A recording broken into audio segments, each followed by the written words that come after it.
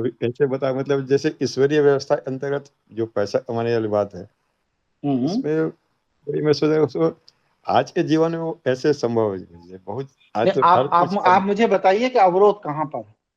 नहीं, बहुत जो दाव पेच इधर उधर करना पड़ता है गुरु जी, कोई टेंडर ही भाई जीतना वो है। देखिए, ऐसा है, दांव पेच जिसे आप कह रहे हैं, वो जी जी। मनुष्य द्वारा निर्मित व्यवस्था में से रास्ता बनाना है।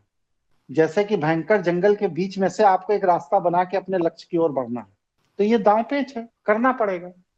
छल हाँ से वही छल बोल से रहा हूँ। जीता जाएगा, बल को बल से जीता जाएगा। लेकिन उस छल और बल में ईश्वर जी का सहयोग नहीं लेंगे, हम अपनी बुद्धि से खेल जाएंगे, बस धोखा खा जाएंगे। हाँ ये बात सही है गुरु।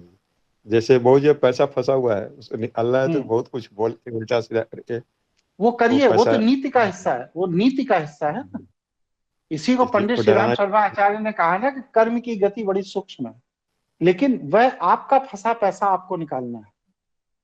लेकिन जी वही जी काम, वही छल और वही बल आप किसी दूसरे को बेवकूफ बना के उससे पैसा लेने के लिए प्रयोग कर रहे हैं, ये गलत है। लेकिन अगर आपका पैसा अच्छा। कहीं फंसा है, उसने छल का प्रयोग करके आपका पैसा लिया है, तो छल जी को तो जी छल से ही जीता जाएगा, और जिसने बल का प्रयोग करके लिया उसको बल से जीता जाएगा। जी। यही ईश्वर का व्यवस्था है। मुश्किल कहीं कुछ भी नहीं है। आप एसेस नहीं कर पा रहे हैं। जहां पर किसी व्यक्ति ने आपके साथ छल का प्रयोग किया है, आपको नीचा दिखाने के लिए, आपकी संपत्ति हड़पने के लिए, ऐसे छली व्यक्ति को छल से ही जीता जाए। जहां बल का प्रयोग हुआ है, बल को बल से ही जीता जाएगा।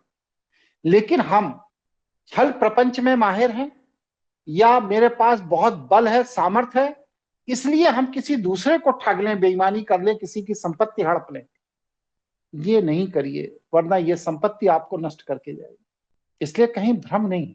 अपनी रक्षा करना, अपने परिवार की रक्षा करना, अपनी धन संपत्ति की रक्षा करना, अपनी मर्यादा की रक्षा करना, अपने कुल की रक्षा करना, अपने आचार्य की रक्षा करना, अपने समाज की रक्षा करना, अपने राष्ट्र की रक्षा करना, मानवता की रक्षा करना, ये तो मनुष्य का धर्म है। इसके लिए तो बड़े बड़े महाभारत हो गए, युद्ध हो गए, ये तो आपका धर्म है। लेकिन अगर आप रक्षा के नाम पर षड्यंत्र कर रहे हैं, धोखा दे रहे हैं किसी को, और उससे अगर आप सोच रहे हैं कि मैं संपन्न हो जाऊं, तो वह धन जो आपने किसी को धोखा देकर कमाया है, उसने आप पर विश्वास किया और आपने उसको धोखा दे दिया, तो वह धन आपके विनाश का कारण बने, क्योंकि वह नकारात्मक ऊर्जा से भरा हुआ था। जिस क्षण आपने ये निर्णय ले लिया, अब मैं अनुभवी हो गया, मेरे पास बहुत ज्ञान हो गया, मेरी बुद्धि बहुत सामर्थ्यवान हो गई, अब मैं कोई भी निर्णय ले सकता हूं, कुछ भी अकेले कर सकता हूं, बस पतन शुरू। 2.5 से 3 साल का समय होता है संबंधों का। 2.5 से 3 साल के अंदर सारी चीजें एक्सपोज हो जाती।